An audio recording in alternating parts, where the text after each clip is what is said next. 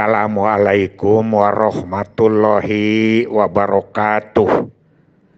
Bismillahirrahmanirrahim.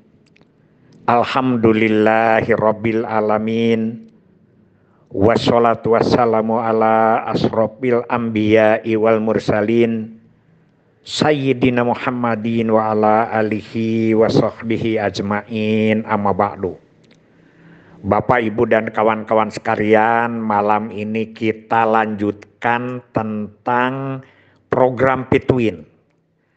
Setelah kemarin terjeda dulu dengan budaya, sebelumnya malam Sabtu kita sudah berbicara tentang pertanyaan asesor yang pertama, yaitu hubungan antara Pitwin, pemudi tunda usia kawin, dengan IPM. Nah, pertanyaan berikutnya ini adalah pertanyaan bagaimana hitung-hitungannya, bagaimana targetnya, dan apa saja program-programnya. Berat itu diskusinya. Ya mungkin kita bagi dua aja. Sekarang bagaimana hitung-hitungannya supaya di PPK IPM itu bisa terbantu, ya, bisa terbantu.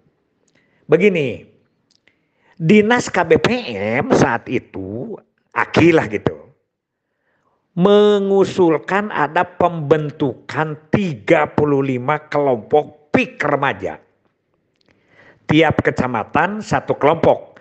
Kan waktu itu masih bersatu dengan Pangandaran, ya, Ciamis, Pangandaran, 35 kecamatan itu. Minta 35 kelompok. Nah, saat 35 kelompok itu, yaitu kita akan mengkondisikan 10 pengurus. 10 saja pengurus. Kita latih khususnya tentang pendewasaan usia perkawinan. Dia akan dilatih yang 10 ini. Nah, kemudian ya termasuklah PKBR ya waktu itu. Kemudian yang 10 ini yang disebut dengan kader inti atau pengurus PIK remaja, dia harus membina satu orang itu 10 pemudi lagi. Pemudi saja, pemuda tidak. Ya, tapi kalau di PIK remajanya adalah selang-seling pengurus yang 10 awal mah ada yang dengan remaja.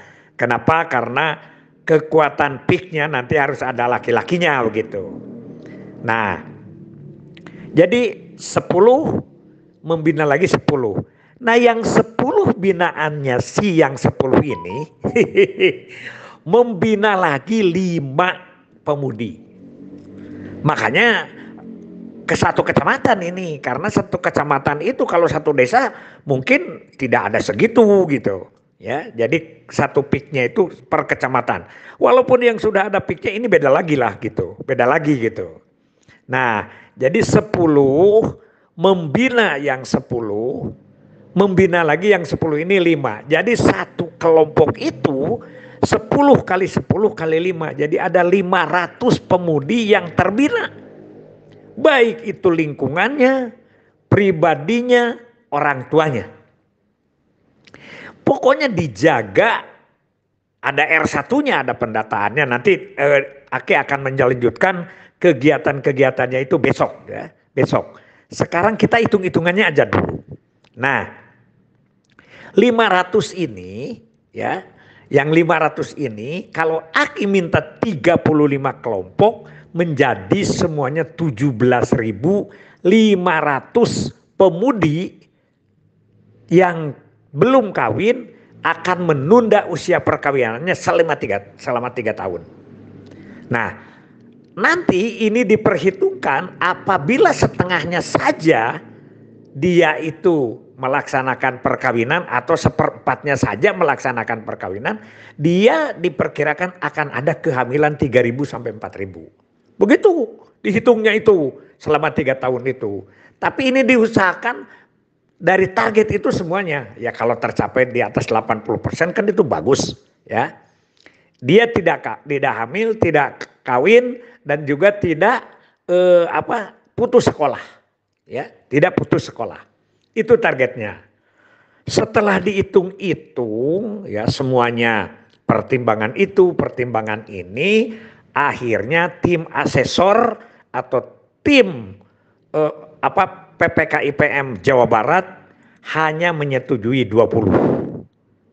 Bukan tidak percaya, ini uji coba aja katanya, nanti kita ke depan. Kenapa? Karena juga termasuk anggaran ya, nanti akan disebutkan oleh Aki, pembagian anggaran yang 25 miliar itu tidak sedikit, tapi kan urusannya banyak, ditambah lagi dengan ada anggaran-anggaran dari dinasnya masing-masing. Jadi kalau 20 kelompok itu dipilih yang rawan kawin muda. Tidak memikir yang lain.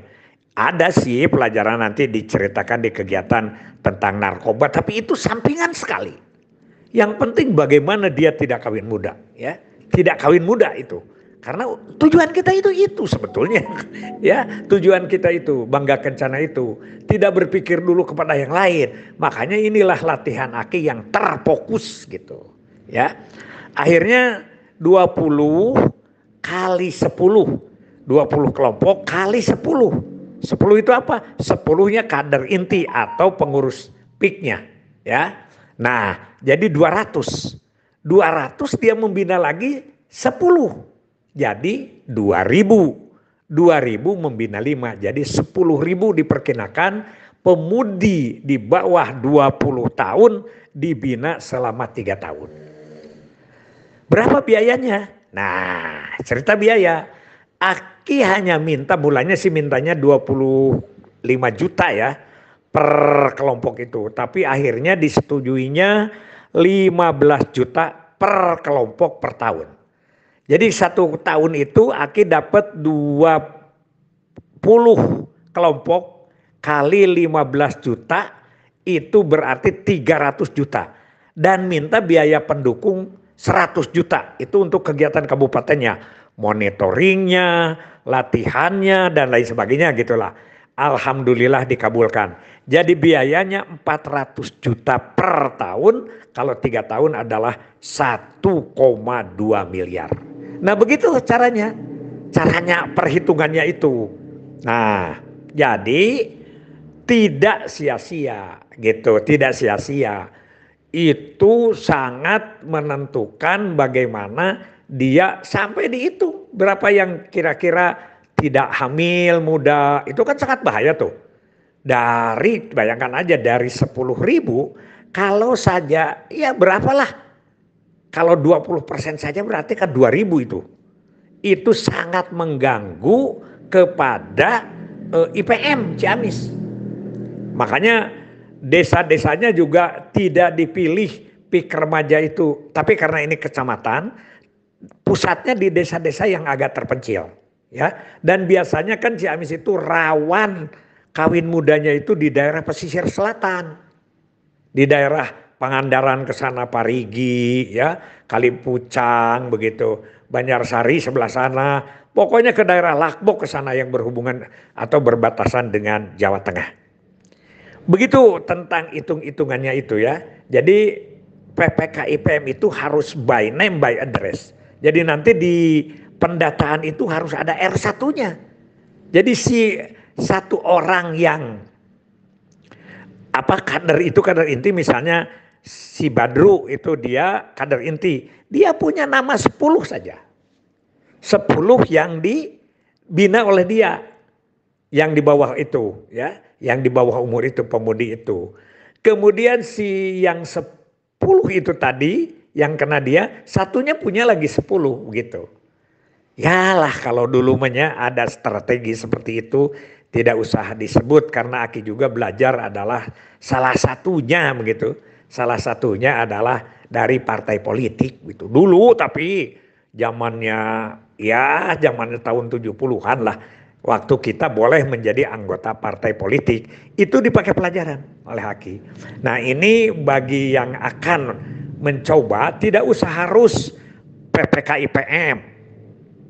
Tapi si PIK remaja yang sekarang itu tidak hanya dia mengurus diri sendiri. Seperti yang Aki katakan, bahwa kalau Aki pergi ke tempat-tempat PIK remaja, itu ramai kalau di atas itu. Tapi dia tidak tajam, tidak by name by address. Sehingga orang bertanya, yang mana?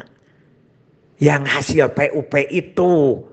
Oh, atuh pantas aja mahasiswa mah itu mah bukan hasil PUP karena dia mah umurnya juga sudah lebih. Nah, hindari kata-kata seperti itu. Oh, masih banyak sekarang diskusi-diskusi ya tentang ini. Insya Allah kita sedikit demi sedikit aja terus. Tadi juga bagus tuh tentang apa komentar dari Pak Saud, ada dari pusat tentang KIE stunting itu bodoh. Pak Saud menyebut bahwa bodoh itu bukan anaknya saja, ibunya juga dan orang tuanya bodoh. Tapi mungkin karena ada yang bodoh, ada juga yang stunting anaknya itu karena keterbatasan ekonomi. Tapi betul bodoh juga. Aki juga mengakui itu ya. Hanya tadi sekali lagi tadi malam Aki sebutkan bahwa kalau tidak mau berdebat, kalau tidak mau menceritakan yang sebenarnya dan takut ditentang orang, jangan jadi penyuluh. Aki ulangi lagi itu ya. Terima kasih. Hasbunallah wa ni'mal wakil, ni'mal maula wa ni'man nasir. Wassalamualaikum warahmatullahi wabarakatuh.